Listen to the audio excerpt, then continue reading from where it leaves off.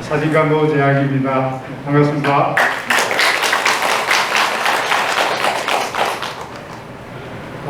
지금 밖에는 코로나 상황이 좀 심각해지가지고, 그죠? 그런 상황에도 불구하고 이런 또 자리를 지속시켜주고 검정 총님의 선거에 깊은 감사를 드립니다. 그리고 오늘 휴일에 좀 쉬셔야 되는데 그럼에도 불구하고 이렇게 자리에 나와주셔서 와 계신 분들께 먼저 고마운 인사를 드리면서 강의를 시작하겠습니다.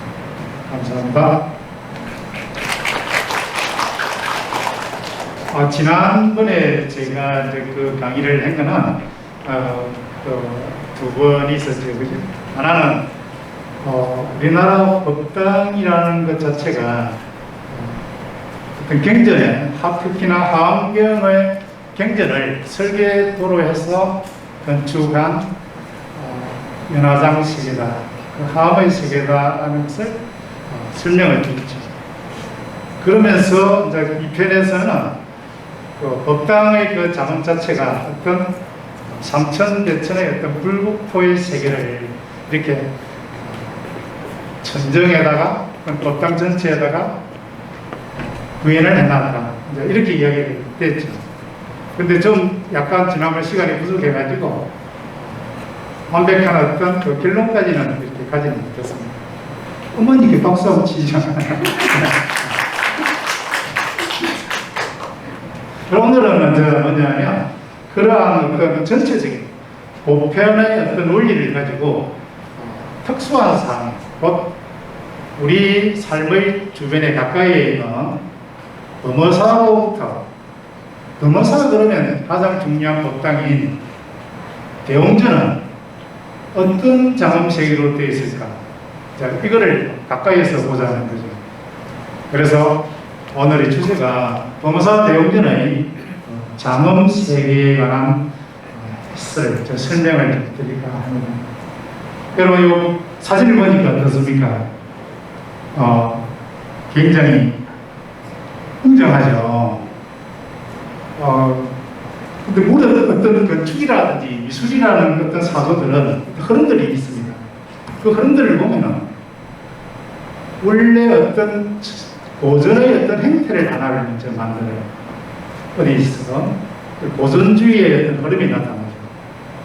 고전주의 양식이, 그 양식이 시간을 지속하다가 자유로운 또 이런 창의성이 발휘되죠. 그래서 낭만주의적 어떤 경향들이 이렇게 나타나요.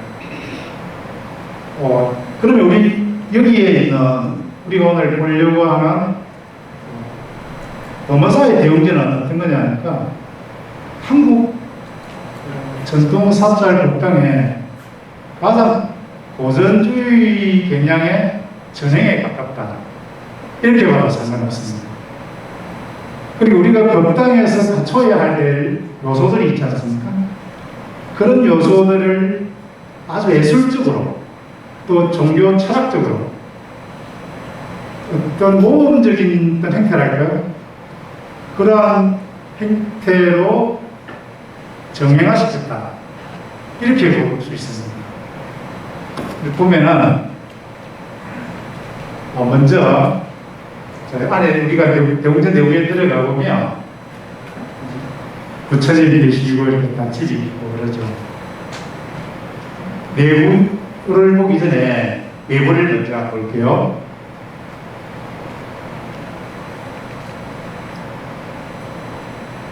제가 제일 힘든 일이 뭐냐면은 사진 찾는 일이에요. 너무 힘들어요. 왜냐하면 사진의 자료가 좀 작으면은 그냥 그 파일에서 골라내면 되는데, 제가 범어사만 하더라도 사진을 아마도 한 100만 장은 찍었겠나 싶어요, 진짜. 그 중에서도 좀 좋은 사진을 찾아내려면 정말 많은 시간이 걸려요. 근데 제가 며칠간 좀 어디 일이 바빠가지고 좀 더 훨씬 좋은 사진들을 골라낼 수 있었음에도 불구하고 그런 걸 좀 양해 좀 부탁드립니다. 사진이 끊칠 수도 있습니다.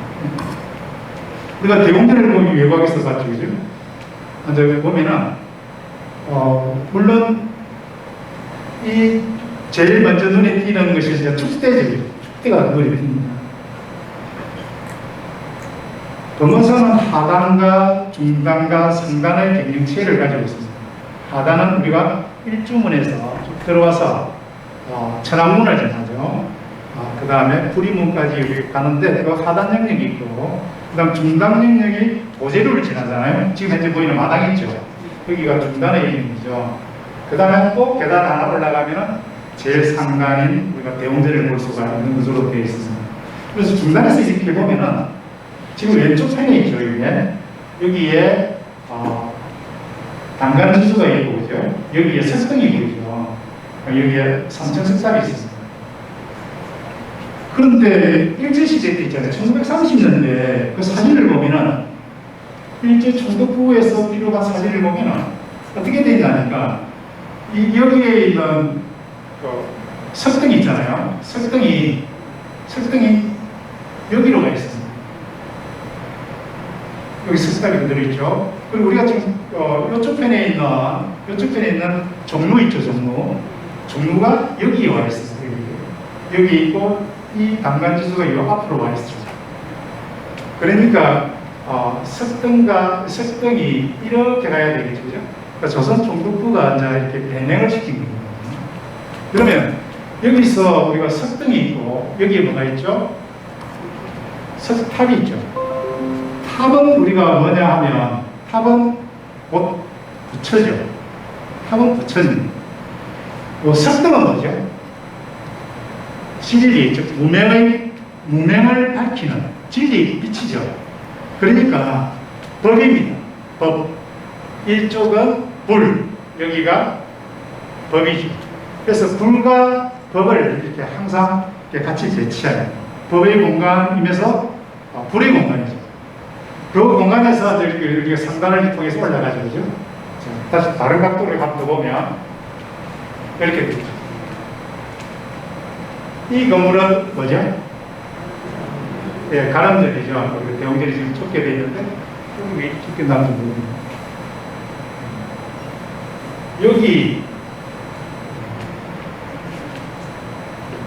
굉장히 뭔가 간격이 좁게 나오죠. 사진이 그죠? 왜 이렇게? 예. 다음 시간에 이 건물에 관해서 우리가 강의를 하게 됩니다. 대웅전을 우리가 보면은 기록상에는 우리가 1614년에 이렇게 적용되어 있다고 되어 있습니다. 그런데 1993년에 우리가 여기에 보수공사를 할 때 상량문이 있는 곳에서 정거리 북서맥이 발견되는데 여기서 1658년에 준수되었다라고 되어 있습니다. 그런데 여기 있죠. 여기 기단 부분 있잖아요. 기단이 여기에 또 기록을 해놨어요. 여기 면석에다가 새겨놨거든요. 뭐라고 새겨놨냐니까 1680년에 그러니까 이 조성을 했다 이렇게 또 되어 있습니다. 그 강의 19년인가 이렇게 기록이 되어 있어요. 그걸 보면 1680년에 또 여기에 조원 스님이 중건을 하셨다. 기단 명문을 통해서 또 나옵니다. 그 다음 몇 년 또 뒤에 1713년에 보면은 다시 또 중건 기록이 또 나와요. 그래서 대웅전 여기 돌기둥 있죠. 여기 보이죠. 그러니까 보통은 우리는 뭐냐면 이 초석이 뭡니까? 밑으로 있어야 되죠. 밑에 있고 나무 기둥이 길잖아요. 이렇게죠. 초석은 밑에 있고. 그런데 요 기 쪽에 모퉁이 쪽에 있는 여기는 어떻게 됐습니까? 돌 기둥을 씌웠죠. 이런 기법이 우리가 통도사에서 나타나는 아주 특별한 경우를 보이는데 대표적인 데가 어디죠? 높은 돌 기둥 위에 건축을 해놔 그 대표적인 건축이 어디입니까? 범어사에서 일주문이 그렇죠. 또 한 곳이 어디죠? 세 곳이 그렇습니다. 그래서 일주문을 지난 다음에 아까 전에 제일 하단 영역에 하단의 제일 첫 번째 관문이 일주문이죠. 중단에 우리가 관문이라 하는 데가 어디죠? 보제루죠. 그 보제루에도 맨날 양기퉁이에 이렇게 높은 기둥위에 건축을 해놨습니다. 그 다음에 상단의 대표적인 건물이 대웅전인데 대웅전에도 이렇게 해놨죠. 자, 그런데 이 건물의 이름이 뭐죠, 우리가? 대웅전입니다. 대웅전은 대웅 더하기 전이죠. 석가모니 불께서 계시는 데를 왜 대웅이라 하는가요? 그런데 영어로 대웅전을 영어로 하면 뭐가 되는 줄 아십니까? 혹시 보셨어요? 대웅전 영어로 표현한 데를 보면 그레이트 히어로 홀 이렇게 되어 있습니다. 아주 거대한 영웅의 홀이다 이 말이죠. 근데 우리가 대웅전이 되는 그 이유는 이름 자체가 나오는 것은 법화경에서 그렇게 수기품에 보면 석가모니불을 뭐라고 말씀을 표현을 하고 있나니까 대웅세존 이렇게 표현하고 있습니다. 그 대웅과 우리가 세존을 이렇게 결합해서 표현하고 있죠. 그로부터 우리가 석가모니불 계시는 이 두 전을 대웅전이라 이렇게 부릅니다. 근데 왜 대웅이냐라고 하니까 석가모니불께서 고행을 하다가 이제 고행을 접고 수다타 주는 우유석을 먹고 파필라 나무 밑에 가지고 그죠? 그게 이제 여기 앉아서 내가 무상 등등각을 얻을 때까지 절대 몸이 부서지더라도 일어나지 않겠다는 그 약속을 하고 가죠. 그랬을 때 그 무상 등등각을 깨달으려고 했을 때 나가 그냥 두지 않죠, 그죠? 누가 끼어드니까. 왜냐하면 이 깨달음을 얻어가 중생들에게 해버리면 그 마와 파순이 있을 자리가 없어지고 그러죠, 그죠? 그러니까 한석고 반대를 하게 됩니다, 그죠? 방해를 하게 되죠, 그 깨달음을 얻기 직전에. 그래서 그 제일 첫 번째 했던 방해 공작이 뭐냐 하니까 바로 자신의 딸 3명을 이렇게 유혹하는 거죠. 색계를 쓰는 거 있잖아요. 그 이름은 은혜랑 그 이름이 잘 생각 안 나는데 상락? 그렇죠. 또 대락.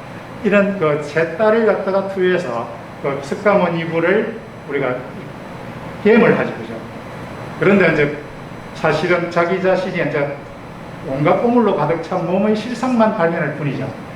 그리고 두 번째 이제 그 실패해서 두 번째 했던 것이 뭐냐니까 마왕이 천군만마를 동원해서 이제 무력으로 이제 석가모니불을 굴복시키려고 하죠. 그것도 화살을 쓰며 뭐로 바뀌고 호송이로 바뀌고 그러죠. 그죠? 그래서 그것마저도 실패를 합니다.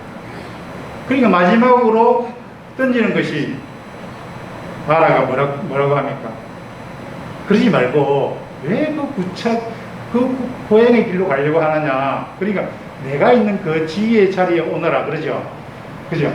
그러니까 석가모니불께서 뭐라 하시냐면 네가 쌓은 그 공덕도 한낱 모릅니까? 파멸에 이를 뿐이다 라고 말합니다.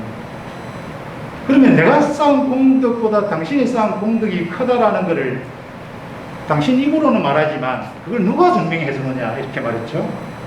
그러니까 석가모니불께서 어떻게 하십니까? 땅으로 가지고 우리가 석굴암에 가보면 그 수인을 보게 되죠. 대지를 꾹 누르는 이렇게 표현하죠. 그죠? 왼쪽 손을 펴고 오른손을 대지를 가르칩니다. 그걸 우리가 뭐라고 합니까? 한마 척지인이다라고 하죠. 그 말을 굴복시키는 땅을 가리키는, 땅을 지그시 누르죠. 그죠? 그러니까 어떻게 됩니까? 땅에 있는 대지의 신이 나오시죠. 대지의 신이 어떻게 합니까? 보석으로 장식되어 있는, 이건 굉장히 중요한 표현이에요. 대지의 신이 어떻게 나타나느냐니까 화병으로 장식한 연꽃으로 표현되어 있는 대지의 신이. 즉 연꽃이 뭐냐니까 생명이죠. 자비잖아요. 그죠? 그 표현으로 나타납니다. 그래서 그 대지의 신께서 어떻게 합니까? 이 세상에서 석가모니보다 더 훌륭하게 더 많은 공덕을 쌓은 사람은 없다. 그걸 내가 증명한다라고 했죠. 그러므로 해서 큰 영웅이 됩니다. 모든 말을 다 이겨냈죠. 즉 그때 이 세 가지는 뭐냐 하니까 딸을 보내거나 또는 군대를 보내거나 또는 달콤한 권력을 어떤 이렇게 통해 가지고 유혹하는 것은 곧 우리가 사는 삶에 있어서 탐, 진, 치, 그 자체가 우리가 그 악마입니다. 결국은 대웅이라는 분은 어떤 분이냐니까 이 내 안에 있는 탐진치를 극복해내는 사람, 그 사람이 영웅이죠. 어떤 뭐 위대한 어떤 무력을 띠거나 권력을 가진 사람이 대웅이 아니라 곧 내 마음을 깨끗이 하는 사람, 그 사람이 대웅이라는 걸 이 대웅전의 이름에서 이렇게 알 수가 있습니다. 그러면 왜 전이냐 하면은 이 전자 있죠. 전자. 대웅을 우리가 이제 왜 대웅이라 하는지 알게 됐잖아요. 이 전은 이러한 공간을 종교에서는 성소라 그러죠. 성스러운 장소죠. 그런데 아주 지극한 성스러운 장소는 지성소라고 그럽니다. 이 지성소는 객을 건축의 이름으로서 그 객을 달리하는, 같이 한번 해볼까요? 제일 높은 단계의 건축은 전자를 붙이죠. 전. 그 다음에는 당을 붙이고, 그 다음에는 합을 붙이고, 그 다음 각, 재, 헌, 유, 전, 이 순서로 이름을 하는 것이 건축의 위계다. 그래서 전 다음에 제가 뭐라 했죠?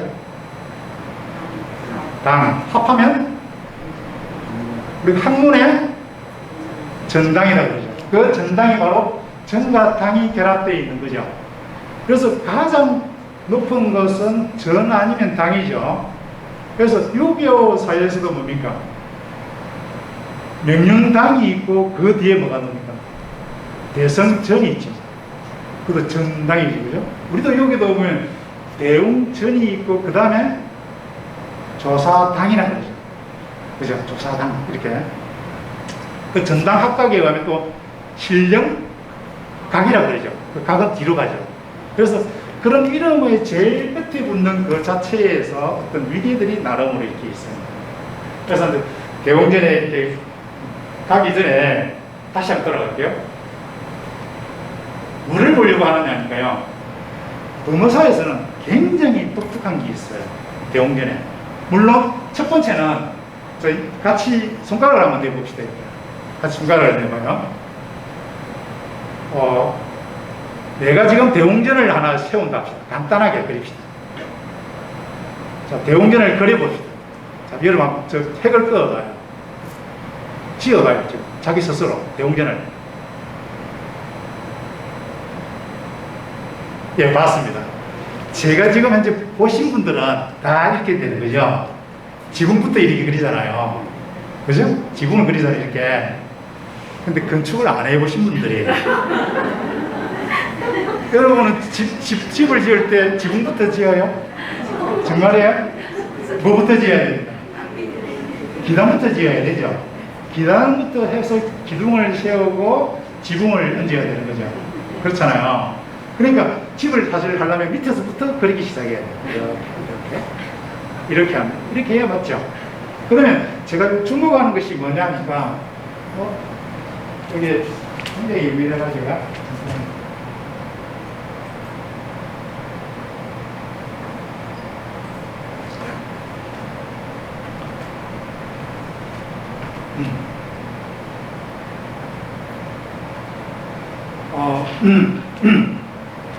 기단부 있잖아요. 여기 기단부, 여기도 우리가 범어사에서는 주목을 할 만하다. 범어사 때문에 나중에 보죠. 그 다음에는 뭐냐, 방금 제가 제일 밑에 그려야 될 게 기단이라고 했잖아요. 그 위에가 뭐냐 하면은 바로 이 용마루입니다. 이걸 뭐 한다고요? 용마루죠. 여기는 예, 내림마루라고 해도 좋고 춘영마루라고 해도 좋습니다. 막대 지붕이기 때문에. 자, 여기에 여기 보면은 용마루에 있죠. 원래 용마루니까 누가 있어야 돼요?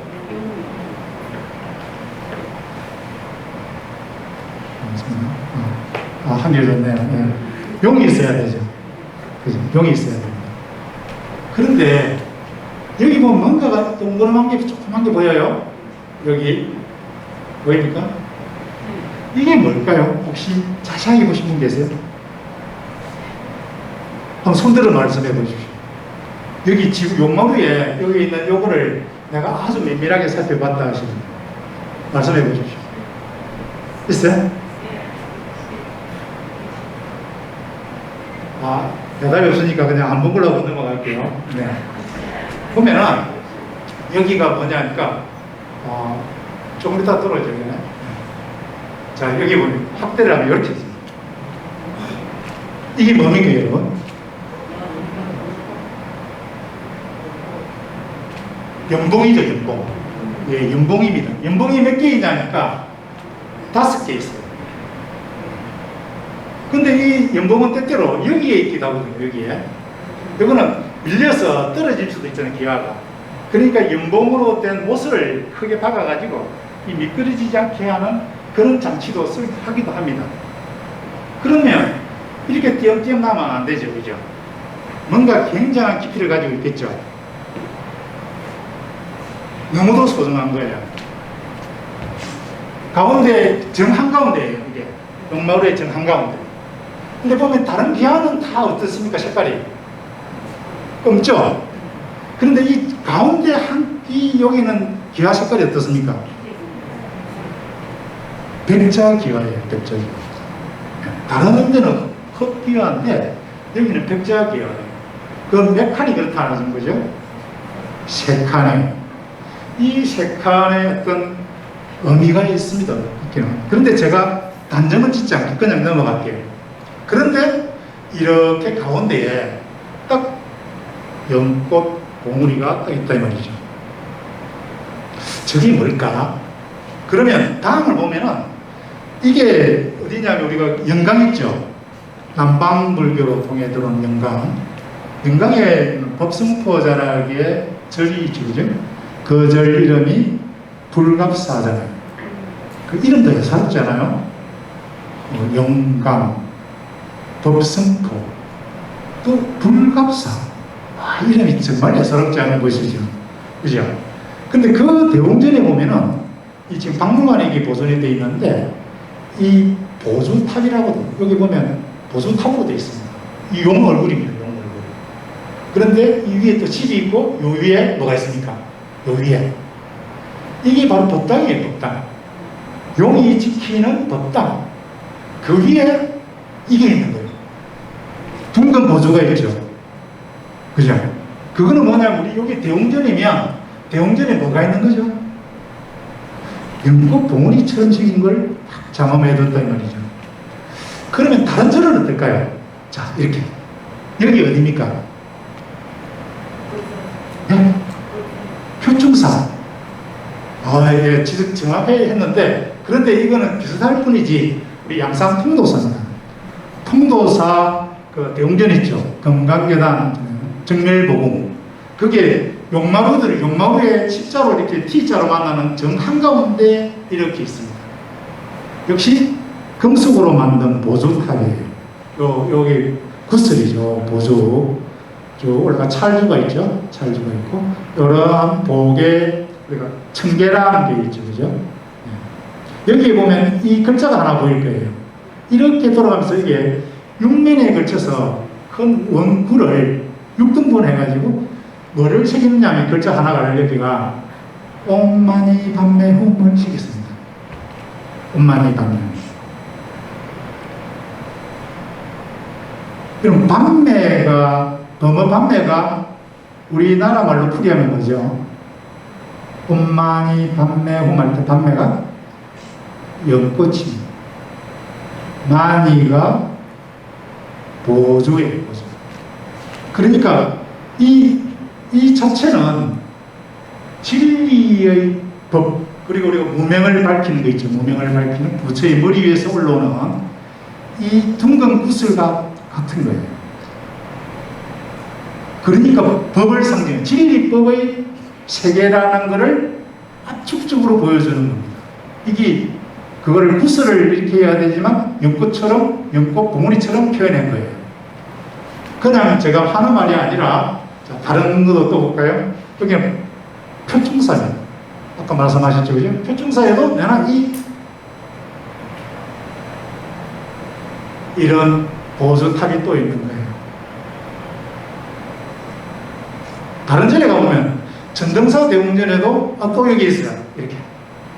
또 다른 절도 한번 볼까요? 예. 직지사 대웅전에도 또 이렇게 있습니다. 그 다음에는 청도 대비사, 우리 청도 있잖아요. 그 대비사에 가면 제일 한가운데 있잖아요. 대웅전에 한가운데 이 조형을 얹어 놨습니다. 뭐처럼 보여요, 여러분들? 사리 장치처럼 보이죠. 부처님 사리 장엄처럼. 그죠? 우리가 아까 통도사 정밀무공에 보면 이 앞에 있죠. 줄줄 있죠. 더구나 이게 기와가 그냥 기와가 아니라 철로 만든 기와입니다. 쇠로 만든 기와, 이 지금 녹이 썰어 있죠. 그걸 있는 겁니다. 예. 자, 그러면 또 어떤 절에는 뭐냐면 여기 남양주 흥국사 영산전에는 이 영산전의 가운데에 이 5개의 이렇게 기와를 놨는데 기와의 색깔을 어땠습니까? 다르게 나눴죠. 그러면서 가운데 우리가 보수가 얹혀진다는 자리에는 특별하게 또 색을 또 달리 하고 있습니다. 이런 절을 제가 이것을 발견하고는 우리나라 법당에서 저 용마루에 저런 게 있는 게 몇 군데나 될까를 사사치 다 조사해 봤어요.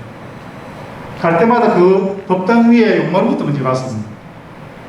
그러니까 32개의 법당에서 저게 있다는 걸 제가 알게 됐어요. 물론 더 있을 수 있습니다. 때로는 연꽃 봉오리를 얹었고 때로는 기와를 이렇게 얹어놓은 거예요. 기와인데 그 기와가 색이 다르고 굉장히 극진한 기와를 얹어놨습니다. 그거 왜 그러냐니까 결국은 이것이 바로 법의 칩이다라는 거예요. 마치 우리가 방송국에 가면 안테나 있죠. 안테나 큰 송신기 그게 전파를 수신하고 발신하잖아요. 그죠? 그와 같이 이것들이 보탑이 이제 축소된 거죠. 그죠? 법의 집이기 때문에 얹혀져 있습니다. 그게 우리가 아는 바로 대웅전입니다. 범어사의 대웅전이 법당이라는 거죠.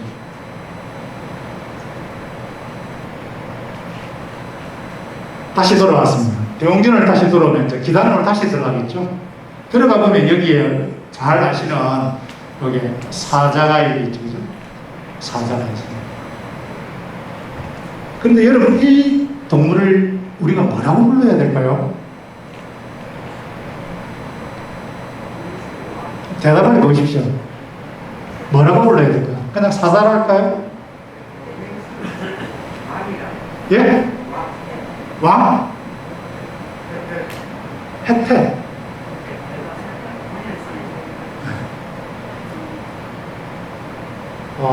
저도 이 도대체 뭔가를 굉장히 궁금했어요. 그런데 용은 말입니다. 용은 9 아들이 있습니다. 용생 구사설이라 해서 9 아들이 있어요. 어떤 아이는 어떻습니까? 범종위에 올라가죠. 고래를 너무나 무서워해요. 그래서 땅을 치는 것이 고래로 만듭니다. 근데 땅 치면 얘가 엄청나게 놀리겠죠. 그래서 위에서 입을 크게 벌리고 놀리고 있죠. 그 애는 포레죠. 우리가 비신을 바치고 있는 그 애는 비희라는 또 용의 아들입니다. 또 애자라는 용의 아들은 칼집에 장식을 해요. 그런데 그 중에서도 9 아들이라는 9명이 있다는 저는 뜻은 아니라고 생각해요. 그때 이 구는 많다라는 뜻일 거라고 저는 생각해요. 그건 왜 그러냐면 용은 꽤나 무상합니다. 그죠? 천차만별을 하거든요. 그러니까 뭐 9 아들밖에 없겠어요? 아마 더 있을 거예요. 무궁무진히 있을 거예요.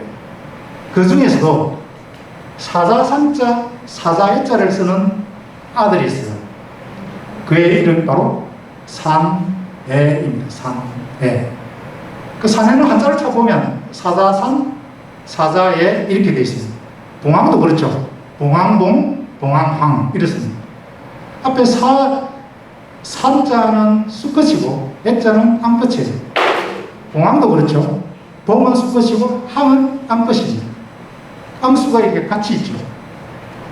그런데 왜 사람의 이 사자가 용이냐면, 문수보살 있죠.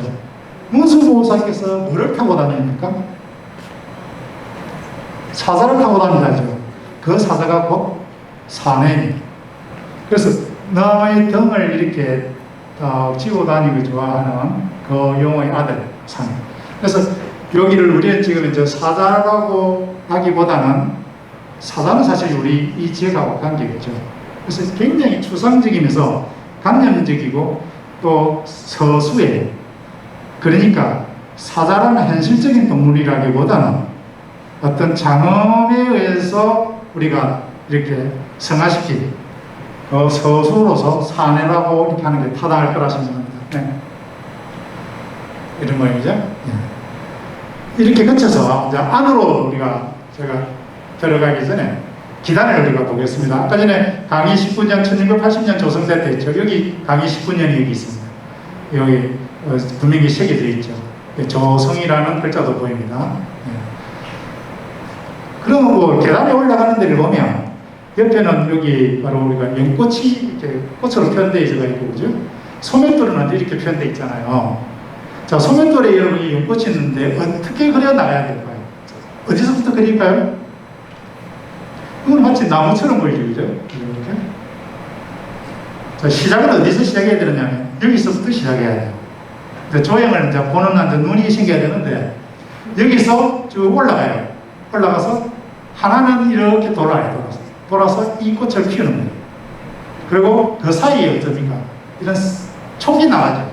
생명의 촉이 나가는 거예요. 그 다음에 하나는 이렇게 뻗어나가요. 이렇게 뻗어나가죠. 뻗어나가서 내려와요. 다시 내려와서 이렇게 가요. 나무처럼 다시 가죠. 가서 이렇게 돌아요. 돌죠. 그래서 덜 돌죠. 큰 꽃을 피워요. 맞습니까? 그러니까 이거는 소면돌이 뭐냐면 굉장히 중요한 표현이에요. 여기가 나가서 요 부분 있죠. 요 부분.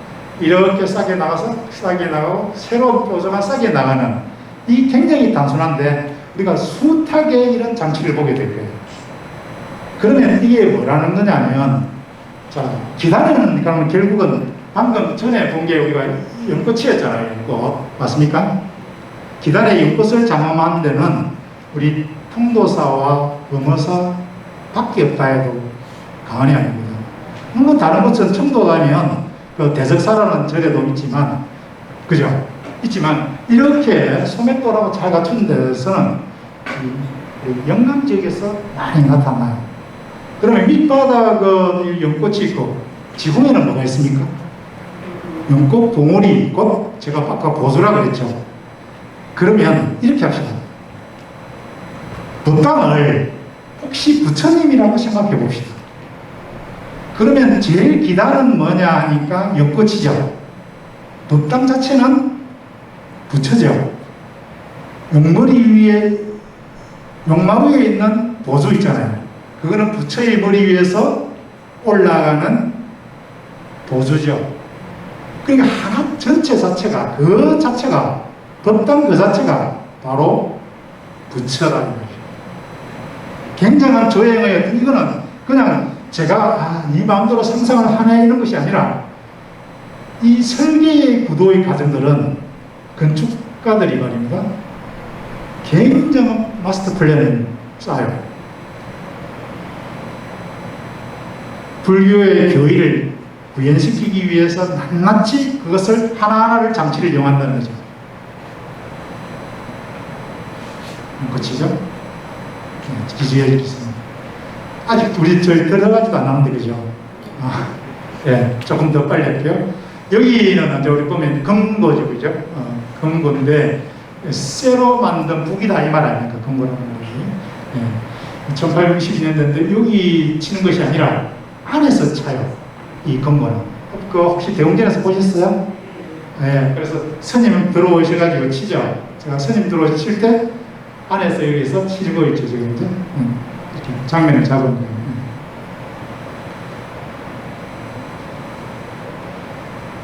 창호에 보면, 자, 여기 우리 대웅전 어간에 있잖아요. 궁창입니다. 궁창의 문양이 참 아름답죠. 여기 보면 태극이 있죠. 태극에서 사방으로 이렇게 뻗어나간다는 표시가 보입니다. 자, 여기도 보이죠?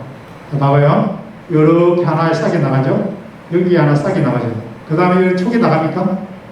그죠? 이렇게 나가고, 이렇게 나가고, 이렇게 나온 다음에 다시 이렇게, 이게 꽃잎이에요, 꽃잎. 우리가 이 문양을, 요 문양을 뭐라고 하느냐 하면, 여의도 문양이라고 해요. 여의도, 내 마음대로 되는 문양.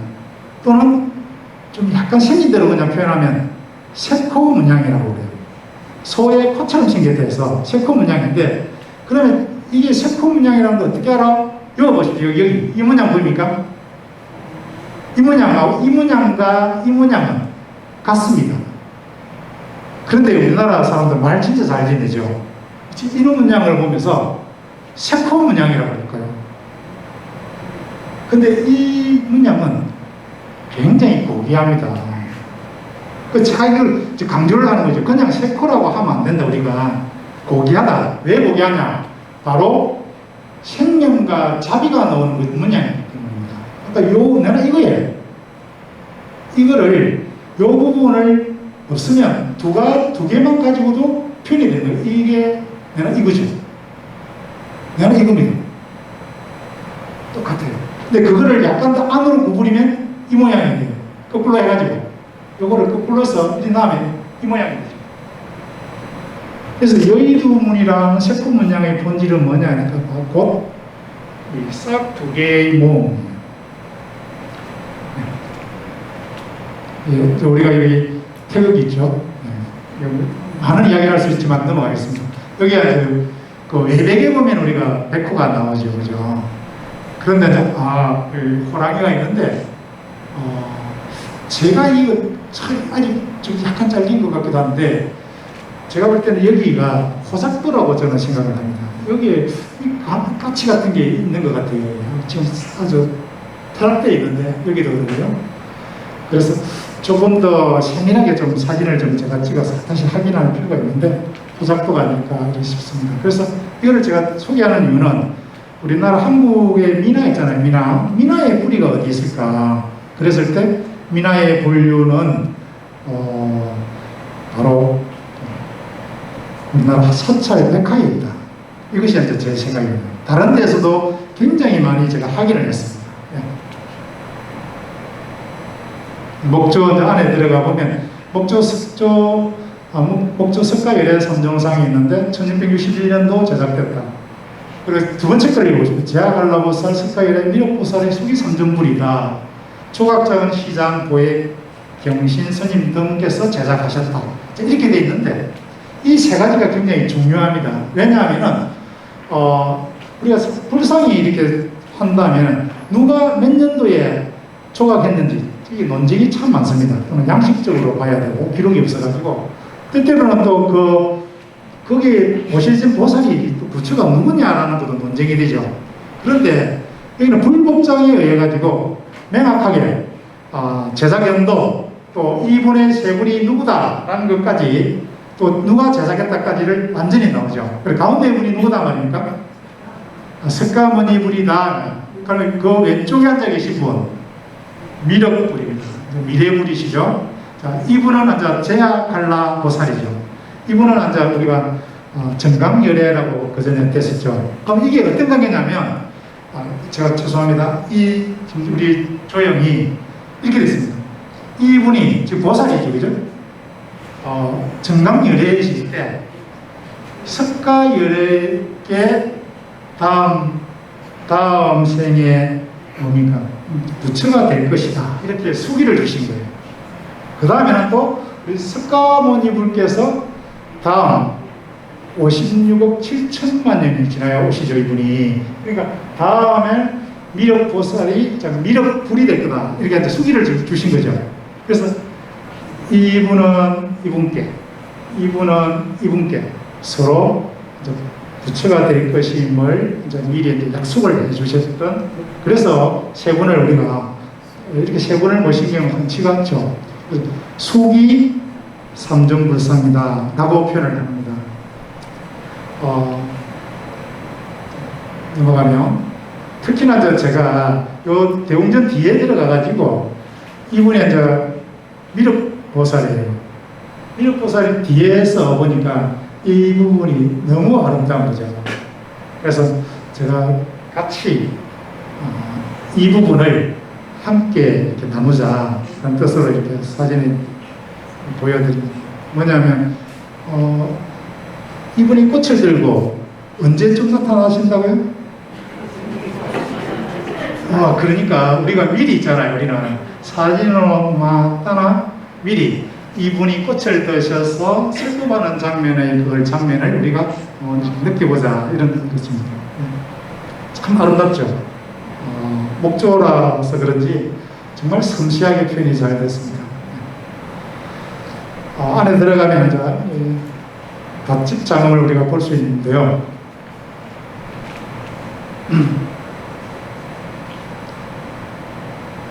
자, 이 부분이죠. 이 부분 닷집. 닷집이라는 걸 국어 사전에 찾아보면 따로 지은 집이다 이렇게 표현되고 있습니다. 따로 지은 집. 그러니까 집 안에 다시 또 집이 있는 거죠. 이 닷집은 표현이 여기 보면 여기 뭐가 있죠? 용이 있죠. 그럼 어떤 닷집이든 간에 항상 등장하는 구성 요소가 있어야 돼요. 용이 여기도 있고 여기도 있죠. 또 여기도 있었죠. 그러니까 이분은 정면으로 바라보고 이분은 이렇게 바라보고 보는 시선 보입니까? 이렇게. 이분은 이렇게 바라봐요. 그러니까 서로 지키는 방위가 다르죠. 그런 다음에 학이 일극락조라고 할까요? 이게 있고 그 다음에 이분 보입니까? 이분 또 여기도 있죠. 여기도 있고 여기도 있죠. 바로 비천입니다. 주악 비천. 비천이 이렇게 있어야 되고요. 그 다음에 용, 비천, 극락조, 구름, 꽃 이런 것들이 항상 닷집의 구성 요소로서 이렇게 나타납니다. 그런데 우리나라 닷집이 참 많이 있지만 가장 대표적인 닷집으로 아주 아름다운 닷집으로 꼽으라 그랬을 때 범어사 닷집이 거의 손가락에 꼽을 수 있지 않을까 저는 그렇게 생각합니다. 여기 보면 용이 보이죠? 그죠? 용이.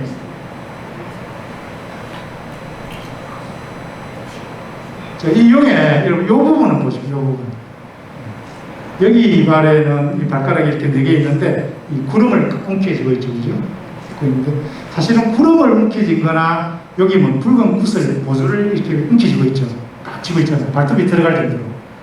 근데 이 보조를 움켜쥐거나 구름을 움켜쥐거나 사실은 다르지 않습니다. 왜냐하면 그게 어떤 물의 정신을 갖고 있기 때문인데요. 그 다음에 얼마나 이렇게 움켜쥐고 있냐면 확대하면 이렇습니다. 그 발톱이 어떻습니까? 이 보조에 박혀 있죠. 완전 꽉 움켜쥐고 있습니다. 아주 힘차네요. 그 다음에 그 비천을 보면 내분을 제가 사진을 보여드릴게요. 보면 제일 왼쪽 편에 여기에 학을 타고 내려오시죠, 그죠? 학을 타고 이분은 아마 가뭄 비천이신 것 같아요. 춤을 추시는. 그 다음 분을 보면은 이제 이분은 약간 좀 뭐랄까 두 분은 남성적이죠. 근데 이분은 손에 뭘 들었어요. 금속적이고 아마도 나발 같아요. 악기를 들고 계신데 주악 비천이 있습니다. 그 다음 밑에는 우리가 여성적인 또 비천 두 분이 또 계시거든요. 이분이 들고 계시는 걸 보면은 박이죠, 박. 그죠? 박은 우리가 오동나무라든지 뭐 박달나무를 가지고 사는데 무엇은 어떤 재래약이라든지 이게 시작될 때거나 또는 마칠 때 이것을 박을 치죠. 예. 그 다음 이분은 비파를 들고 있죠. 비파를 잘 보면은 이렇게 가다가 있잖아요. 여기에 이렇게 이렇게 휘어지죠. 휘어져서 이렇게 됐습니다. 비파에는 그 당비파하고 향비파가 있는데 당비파가 이렇게 뒤로 휘어집니다. 그게 성현이 있잖아요. 15세기 때 성현이가 성현 선생이 쓴 악학개범이라는 책에 보면 그게 악기를 그려서 직접 설명하고 있잖아요. 악기 도서 있죠. 거기에 보면은 그렇습니다. 당비파는 어떻게 되냐니까 뒤로 이렇게 접혀져 있고 뒤로 접혀져 있고 또 이 줄 있잖아요. 지금 줄이 몇 줄인 거 보면은 네 줄이에요. 하나, 둘, 셋, 네 개죠. 그래, 줄도 네 줄이다. 이렇게 구체적으로 정확하게 그려놔 있습니다. 그래서 이 행성 그대로를 조각으로 잘 표현하고 있다는 걸 알 수 있습니다. 그 다음에는 우리가 이제 밑에서 닷집에서 불단으로 이렇게 내려오 보겠습니다. 불단에 여러분들이 잘 보시기에는 좀 힘들죠. 왜 그러냐 하면, 첫째는 불전함이 가로막혀 있고, 그죠? 또 공약물들이 또 이렇게 쌀이라든지 이런 게 있기 때문에 전체의 화면을 보기는 참 힘듭니다. 그런데 제가 최대한 어떤 여러분들이 못 봤던 그 부분들까지도 여기 제가 보여드리죠. 불단은 기본적으로 제일 밑에 있는 이 부분을 비단부라고 하고요. 그러면 하단이죠, 하단. 요 세 칸을 중단이 됩니다, 중단. 그 다음 여기와 여기 있죠, 다이로티단인데, 여기가 상단이 됩니다, 상단. 상단은 이제 공약물을 올리는 것이고요. 중단, 여기가 이제 핵심이죠.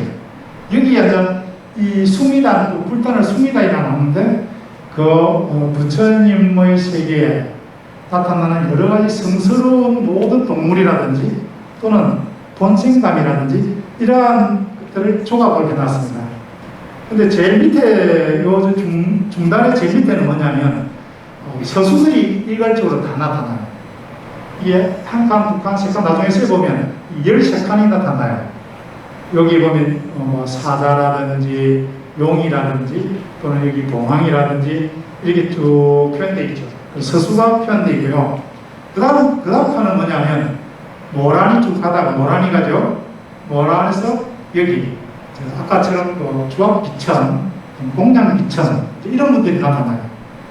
세 번째는 또 가면은 여기 이제 연꽃 있잖아요. 연꽃, 연지 이런 것들이 쭉 펴내놨습니다.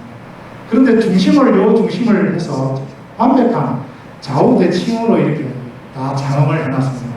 여기는 13칸, 여기 12칸, 여기 13칸 이렇게 칸을 내질러서 조각이 몇 개 있다라는 겁니까? 계산이 잘 안 되나요? 38칸의 조각이 있다는 겁니다. 방금 거기를 그 부분만 떼내면 이런 식으로 되어 있습니다. 가장 한가운데 있죠. 불단의 한가운데의 조형이 이렇게 되어 있습니다. 여기 보면 비천이 네 분 계시죠? 비천. 이 부분은 악기를 불고 있죠. 그죠? 두 분은. 이분은 꽃을 들고 가는 공양비천이에요. 이분은 춤을 추고 있죠. 근데 제일 밑에는 아까 서수가 나타났죠? 이 사자, 아까 용이라고 했죠? 용, 이런 사자 끌고 있고. 그래서 위에는 잠깐, 연꽃과 제가 수생동 연지들이 나타났죠. 구체적으로 제가 학대를 해서 한번 보여드릴게요. 자, 이제 비천을 앉아 보게 되는 거예요. 자, 한 분을 보면 이분은, 이 악기가 뭘까요? 모자도 참 독특하죠. 훈이라고 하는 우리 전통악기입니다. 훈. 지금 오카리나입니까? 그거 비슷하게 되어 있습니다. 또 한 번을 보면, 이분은 뭡니까? 한 손에는 뭐를 들었습니까? 꽃을 들었죠? 꽃을 들고. 한 손으로는 이 악기를 뭐라 하죠? 생항이라고 합니다. 생항. 이게 불절, 대나무로 만들었다는 걸 알 수 있습니다. 우리 이런 걸 보면은 우리 전통악기를 무슨 재질로 복원할 수 있는 그 근거도 마련이 되죠, 사실은. 냉밀하게 보면.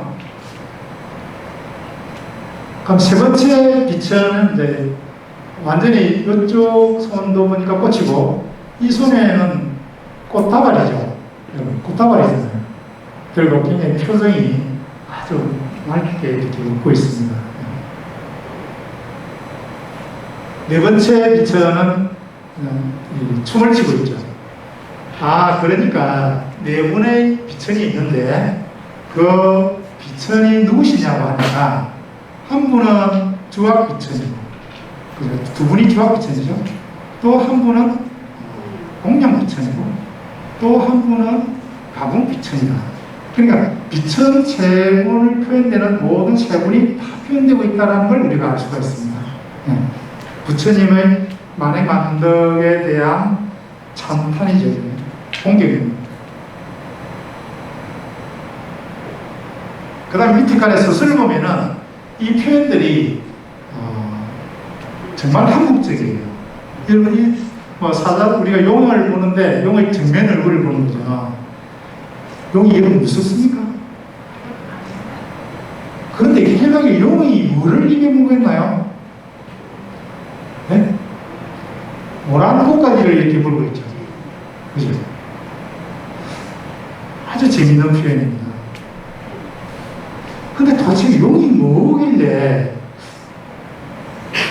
무슨 상남자처럼 이거 꽃을 이렇게 가지를 이렇게 물고 있었어요? 한 번 더 보죠. 이 용은 또 뭐 아주 뭐라고 좀 이런 용 본 적 있어요? 여러분 그 불단에 가서 직접 이게 가려서 잘 안 보여요. 가서 보시면. 근데 제가 그 불단을 이렇게 좀 치우고 이렇게 찍은 거예요. 물론 허가를 다 받았죠.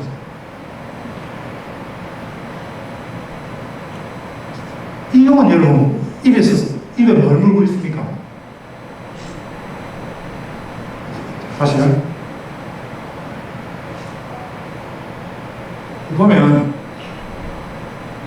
이런 넝쿨 이런 아까 우리가 제가 그랬죠 아까 전에 이 싹과 이렇게 나가는 여기서 싹이 나오는 이것은 굉장히 중요하다 그랬잖아요. 그러면 이게 뭐냐니까 곧 용의 본질이라는 것은 물이다라는 걸 물에서 이런 모든 꽃이 피고 이 식물들 줄기들이 나오는 거예요. 용이 물이거든요. 근데 용을 우리가 아까 닭집처럼 꿈틀거릴 때는 그 용은 왕을 상징하든가 또는 부처님의 상징이에요. 곧장. 그런데 용의 정면 얼굴만 있죠. 지금처럼 용의 정면 얼굴만 이렇게 탁 나타내는 것은 백사적인 어떤 정신이 깃들어져 있습니다. 뭐냐니까 우리가 처형도 어떻게 했습니까? 처형도 정면 얼굴만 가지고 우리가 백사로서 이렇게 활용했지 않았습니까? 대문에 붙이고 그랬죠. 그런데 문배나 해가지고 그러지 않습니까? 그것처럼 이 정면 얼굴이 부각되었을 때는 졸려요. 용을 보냅니다. 그때는 이 정면 얼굴을 강하게 표현해가지고 사악한 비가 도망가게끔 접근하지 못하게 하는 그러한 상징으로서 표현되고 있습니다. 그래서 왜 그러냐니까 이 건축이 뭐로 되어 있죠? 나무로 이제 목조 건축이잖아요. 그러니까 물의 정신으로 불의 기운을 다스리는 거예요. 그렇죠? 근데 너무도 한국적인 조각이죠. 그죠? 세상에 이런 민족은 또 저는 없을 거라고 생각해요. 아주 그냥 사자를 겁나게 만들든가 이런 것인데 우리나라 용이나 사자나 호랑이들 뭐 우리가 미나에서 호랑이 있잖아요. 그런 거 보면 완전 까치가 갖고 놀잖아요. 이 사자들도 한번 보십시오. 이 무슨 백수의 왕이라든지 이렇게 표현할 수 있겠어요? 이 뒤에 보니까 약간 놀래가지고 지금 표정하고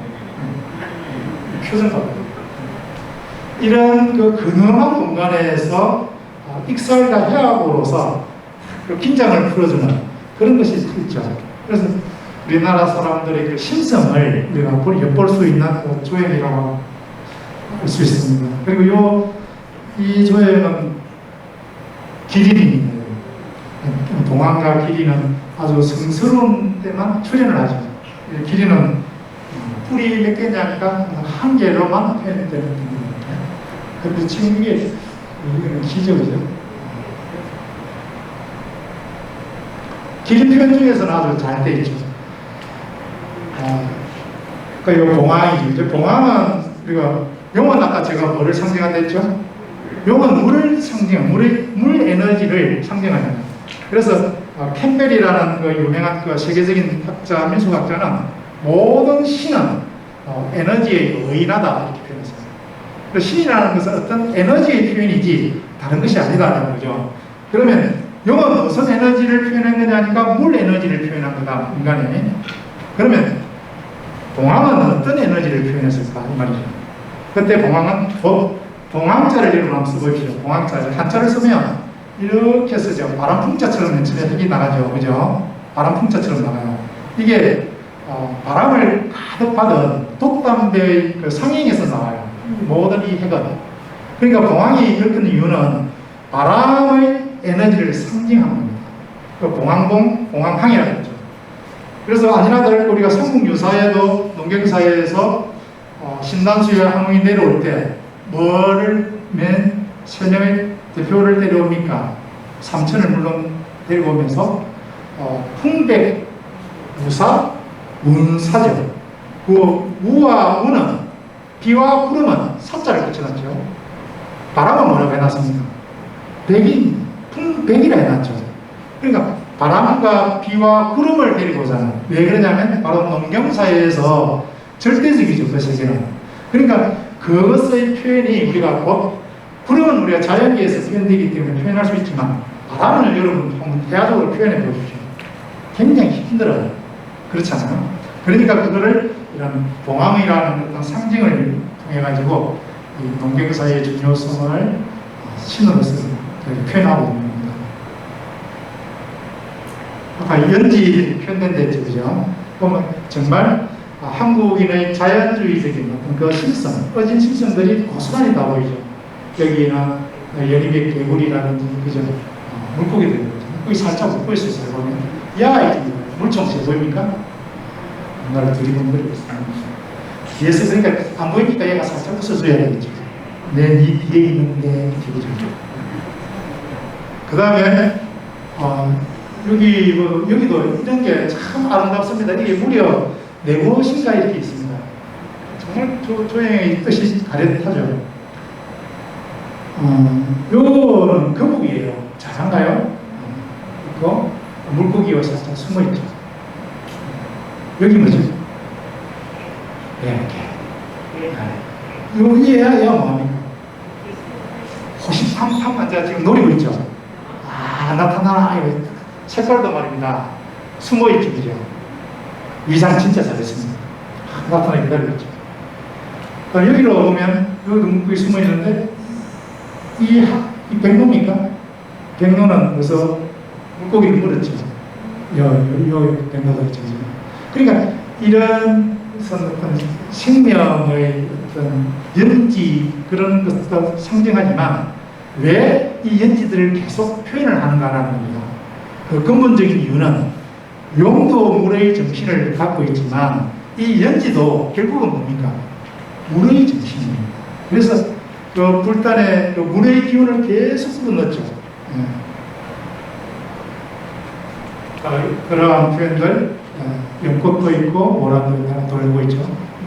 이제 가장 본질적인 그 천정장엄에 이제 가보면요. 시간이 많지는 않습니다. 이제. 제가 물 조금 먹고 할까요?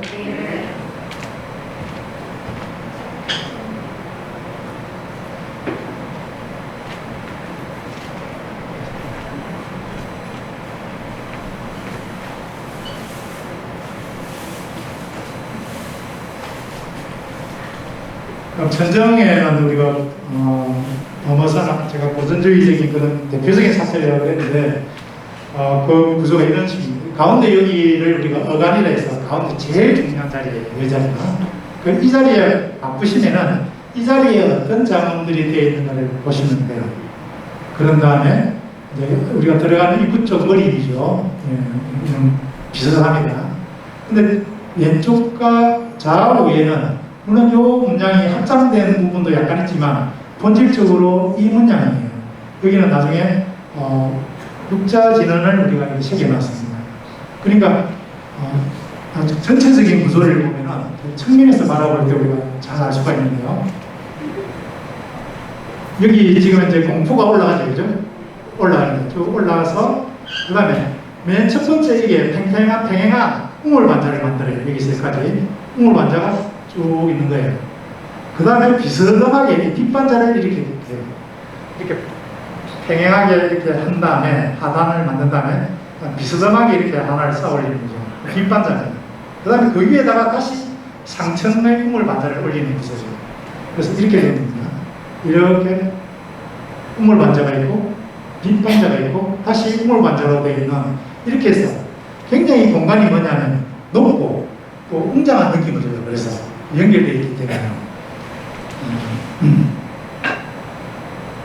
여기 제가 그 대웅전에서 밑면 밑에서 바로 위로 이렇게 찍은 거예요. 전체를 이제 천정이 어떻게 생겼다라는 걸 우리가 다 알 수가 있죠. 왜 밭집이 있고요. 자, 요 문양이 가장 중요한 문양이죠. 여기. 근데 여러분 이 전체를 보면서 혹시 좀 뭔가가 좀 눈에 띈다라는 게 있나요? 어떤 게 눈에 띕니까? 저는 이렇게 전체 한국이 사찰에 전쟁을 와서 보면서 가장 먼저 눈에 띄었던 게 바로 있고 또 있고 여기 보입니까? 여기 뭐가 있죠? 여기. 네? 흰색 연고. 저 백년화가 정말 흔치 않거든요. 근데 여기 우리 봉헌사에는 이게 경전이 많아요. 그래서 제가 이제 집중적으로 이제 이게 구조는 또 보면 이렇게 딱 중앙을 기점으로 정확하게 테칼코마니가 됩니다. 딱 포개면 포개져요. 엄격한 좌우 대칭이 되어 있어요. 그러니까 우리가 이쪽의 중심으로 오른쪽만 보면 사실 왼쪽은 볼 필요가 없습니다. 그 정도로 대칭이 잘 되어 있어요. 그래서 이것도 마찬가지죠. 이렇게 대칭이 다 되게 되어 있습니다. 여기는 어간 있잖아요. 부처님이 계신 그 어간 부분의 진정만 하자 다시 보여드리는 거예요. 자, 다시 가장 핵심 부분이 됐죠. 그 부분의 문양이 어떻다라는 걸 볼 수가 있습니다. 자, 제일 중요한 부분이 이제 이런 문양이 되어 있다는 거죠. 그런데 이제 제가 주목했다라는 부분이 어디죠? 이렇게. 이 부분. 이렇게 흰색 연꽃을 이렇게 풀어나는 데가 제가 사진전에 오신 분들한테 이야기했지만 우리나라에서 두 곳만 제가 봤다는 거죠. 하나는 법무사 대웅전에서 봤고 또 한 곳은 바로 강화 전등사 대웅고선에서만 봤습니다. 그리고 흰색 연꽃이 왜 그러냐 하니까 흰색 연꽃을 우리가 푼타리카라고 그러죠. 푼타리카. 그 중국의 한자로는 푼타리하 이렇게 돼 있죠. 그걸 우리말로 번역하면 백년화 이렇게 되잖아요. 그 백년화는 어디에 나오느냐 하니까 백년화가 불교의 꽃 중에서 가장 최상의 꽃입니다. 되죠. 도파경이 우리가 석가모니께서 영산에서 설법하실 때 하늘에서 쏟아진 6가지 상서가 있었죠. 그 중에서 꽃비가 쏟아져 내렸잖아요. 그죠? 그 꽃비가 무슨 꽃이냐니까 바로 백년화의 꽃비입니다. 도파경에서는. 그래서 도파경을 우리가 경전을 이름을 산스크리트로 뭐라고 하느냐 하니까 푼타리카 수드라라고 하는 이유가 그게 있는 거예요.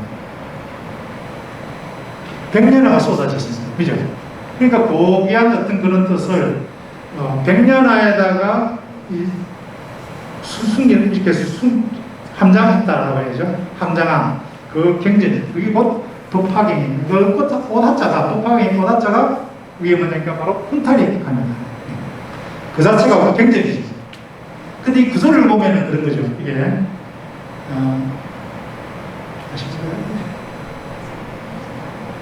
여기 하나의 구조들이죠. 다 이렇게 회전하는 것임을 우리가 알 수가 있습니다. 들어가서 회전하면서 꽃을 피우죠. 그런데 뭐 시계 반대 방향으로 돌아가는 게 주된 방향이다라는 걸 알 수가 있습니다. 자, 더 볼게요. 또 제가 또 바로 앞쪽으로는 번자가 우리가 시계되어 있는 유격연화문을 이렇게 있다고 했죠. 그 유격연화문에도 보면은 어떻게 되어 있습니까? 여기 아주 선명한 그죠? 백년화가 있죠. 근데 여기서 읽어볼까요, 같이? 이자 있잖아요, 이자. 지금 금원사에 우리가 잘 다니면서도 이 천장에 도대체 뭐가 있는지를 잘 아시는 분들은 굉장히 드물어요, 사실. 보면 요자가, 이자가 뭔지 알기도 힘들잖아요. 예, 그죠? 같이 오늘 완전히 알았으면 좋겠는데, 이자가 허리라고 했습니다. 허리. 같이 한번 말씀해 보시죠. 허리. 날씨가 흐리다 할 때 그거예요. 허리. 다시. 허리가 뭐냐니까, HRIH로 발음해요. HRIH로 발음이 허리 이렇게 되는데, 이자는 아미타불의 종자자예요. 그러니까 이 글자 하나가 아미타불의 상징 종자자다라고 그래요. 석가모니불의 종자자는 바흐라고 읽어요. 바흐. 이렇게. 비로자나불 부처님은 함자를 써요. 함. 근데 여기는 허리는 아미타불. 아미타불의 가장 수승한 제자가 누구죠? 아미타불이 계시면 좌우 heb시를 하잖아요. 한 분은 누굽니까? 대세지보살이고 한 분은 간센보살이죠. 그 간센보살의 상징하는 진언이 뭡니까? 육자 진언이죠. 그래서 육자 대명한 진언이잖아요. 즉 온만이 반매운. 여기 바로 그러니까 제가 이렇게 잘못 눌러가지고 다시 들어갈게요.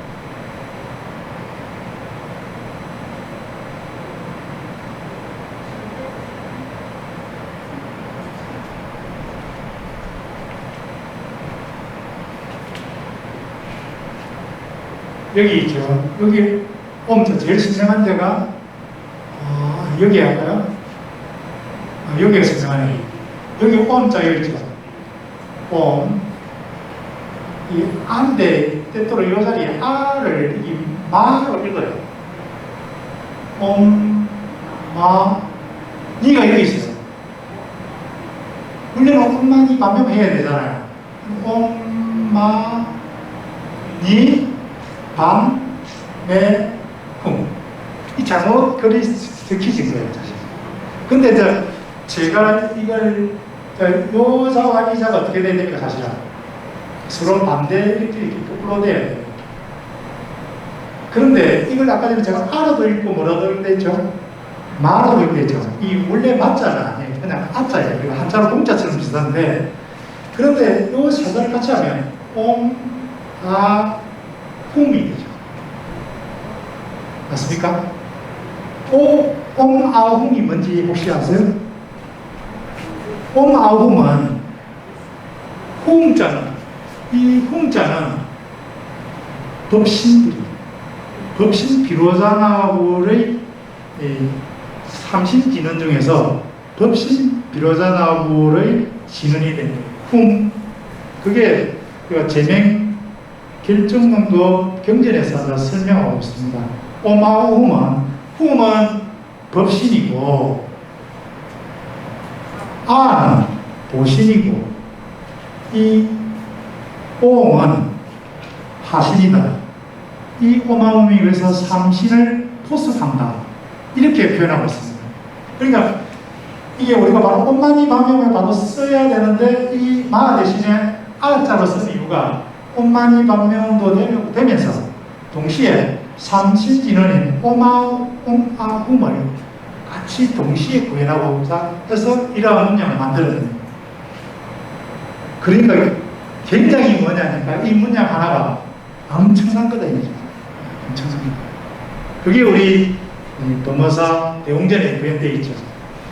그것도 구속에서 어쨌습니까? 이 문자의 뜻으로만으로도 부족했어. 조연으로서 그 깊이를 뒷받침하고 있습니다. 자세히 보면 방금 그 부분을 아주 확대하면 이러한 것이 되죠. 근데 여러분들 지금 보는데 기운이 느껴져요, 여러분들? 그냥 내 졸리는데 이것입니까? 그냥 저 강사가 오늘 졸리게 하고 있네. 근데 이것은 여러분께 드리는, 아까 전에 만약에 우리가 1658년에 이 대웅전이 중건된 것이 그대로 채색에 개체를 하거나 그런 흔적이 없어요.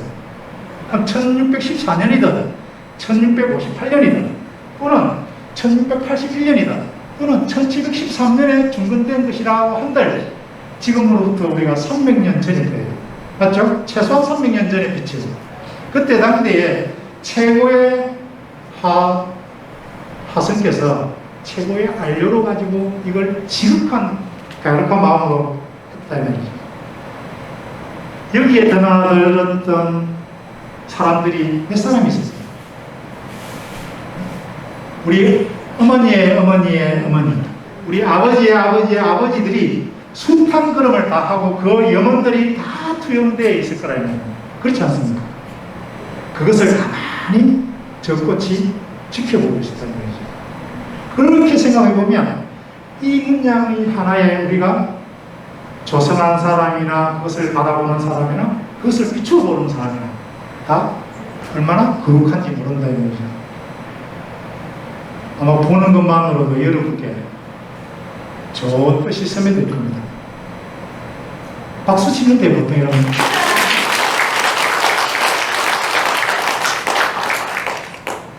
여러분께 이제 제가 드리는 거죠. 태양 같죠, 그죠? 그런데 저는 동어사에서 왜 안 될지 모르겠지만 이런 문양을 이 대중들에게 나눠서 어떨까요? 너무도 귀한 뜻이지. 이걸 주는 순간 법화경을 주는 거하고 또 백면하잖아요, 그죠? 부처의 자비와 지혜를 다 주는 것 같아 보여요. 회장님, 네? 몇 시에 해주세요? 12시. 아주 다양한 행사로 그 뜻을 표현하고 있습니다.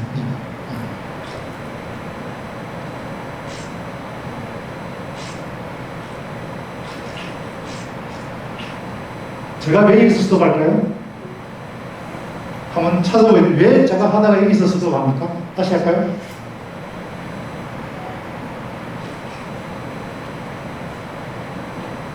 관찰하셔야 됩니다. 그 이유는 바로 여기입니다. 우리는 그냥 이게 햇색처럼 보이죠? 해청색. 근데 원래는 뭐라는 거죠?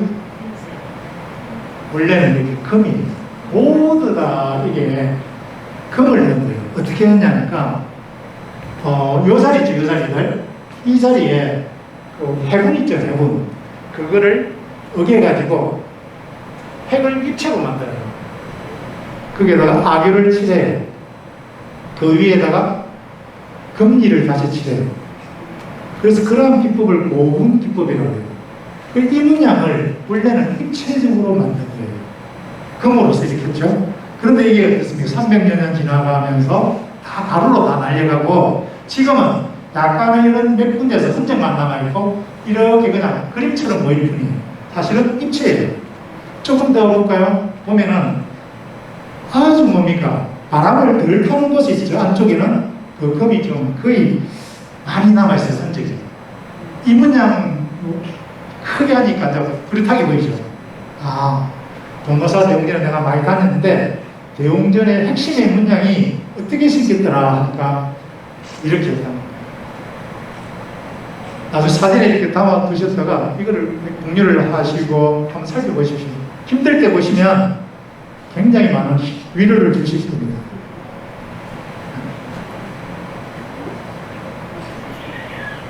어떤 것은 보면 여기 종다란인데요. 어떤 것은 보면은 여기 이렇게 가서 보시면 이게 안 보입니다. 제가 그 망원 렌즈로 이렇게 써가지고 이걸 이렇게 내린 것이지 일반적으로 봐서는 안 보여요. 근데 여기는 보면 심지어는 이 꽃, 그리고 꽃잎, 이 살짝 제일 숨기겠죠, 그죠?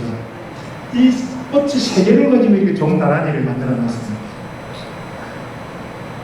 도대체 어떤 마음일까요? 이분의 마음이. 이게 우리가 어간있죠. 부처님 머리 위에 바로 문양이에요. 부처님 계신 바로 머리 위에 그 문양인데 왜 이렇게 한 곳에 이 세 개나 이렇게 놨을까요? 가만히 생각해 보면 감동적인 대목입니다. 자, 제가 아까 전에 금이 좀 남아있는 데가 있겠죠. 이 부분 보여요? 보여요? 여기는 아직 도톰하게 남아 있습니다. 이런 데도 다 아직 금이 좀 흔적이 남아있죠? 이런 데도 남아있죠, 그죠? 여기도 남아있습니다. 근데 이거는 아주 가면 입체적으로 남아있어요. 예. 그래서 제가 조금 더 확대를 했죠?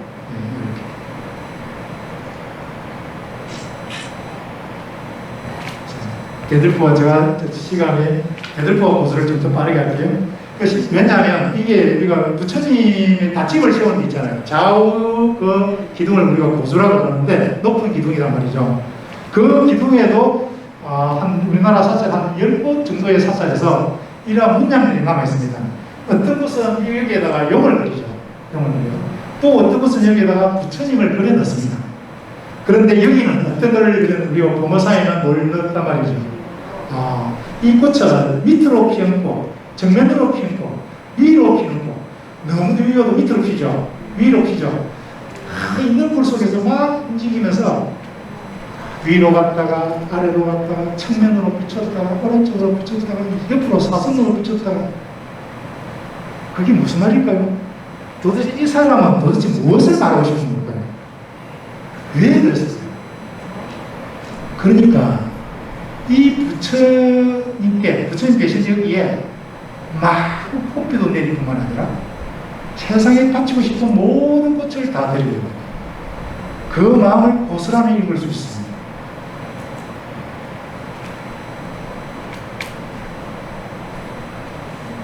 여기 보이시죠? 이거 보이죠? 그죠? 넝쿨로 지어가지고 다 뭐냐면 뿔뿔이 떨어져 있는 것이 아니라 다 하나로 연결되어 있습니다. 그런 것을 우리가 세계일화라고 모든 것은 하나의 것이죠. 대들보 여러분들이 잘 보기 힘들잖아요. 그죠? 근데 대들보를 조금 확대부 이 부분 여러분 보이니까 이 부분 이 확대를 해서 보면 그 먼지가 저거는 한 200년이 안에 쌓인 먼지예요.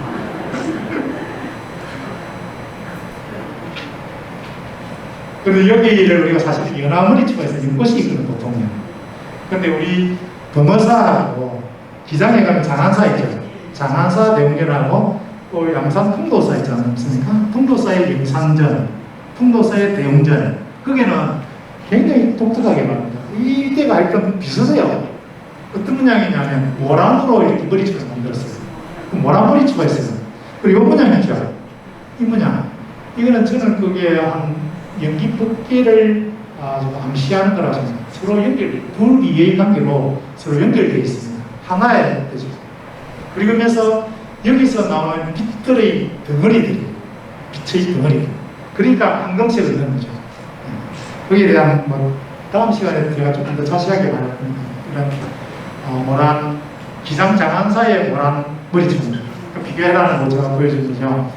구불탱화와 백화에서 보면 구불탱화 있잖아요. 이 영상에 상도죠, 그죠? 부처님께서 지금 영축산에 앉아서 법화경을 설하는 그 장면입니다. 거기 보면은 팔대보살이 있고 여기에 머리 위에 보수가 섰죠. 부처님이 앉아 계시고 보수가 솟아서 이 빛이 퍼져 나가는데 이 장관입니다. 한번 볼까요? 자, 부처님 보이시죠? 이 부분을 여러분들 학교에서 잘 볼 틈이 없을 거예요.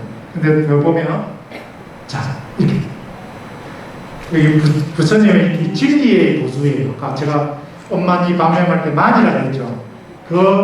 이 부처님께서 깨달은 무상정능가의 보수. 거기서 올라가잖아요. 비치면 직진해야 되는데 이게 뭐죠? 직진도 아니고 스멀스멀스멀하게 뭔가 보이더만은 이게 푹 가는 게 아니고 이렇게 나선으로 보여 이렇게 가네 보여. 이렇게 가는 게 뭐죠 도대체? 이거는 우리가 그냥 진리의 빛일 뿐만이 아니라 이 우주 가득 채우는 그 자비이기 때문에 직진하지 않고 온 곳에 다 두루 미친다는 그런 표현으로 되고 있는 거예요. 그래서 제가 오늘 여기까지 그냥 좀 더 있지만 여기까지 강의하는데요. 결국은 뭐냐면 여러분께 드리려고 하는 것은 이 빛을 가지고 오십시오. 여러분 가져가세요. 왜냐하면 이 빛은 여기 보십시오. 이렇게 가서 이렇게 가죠. 온 누리에 퍼지는 건 맞습니까? 그러면 당연히 여기 계신 모든 선생님들 스며들어야 되는 거 맞아요? 훈수에 충분히 젖어서 가시기 바랍니다. 같이 가겠습니다.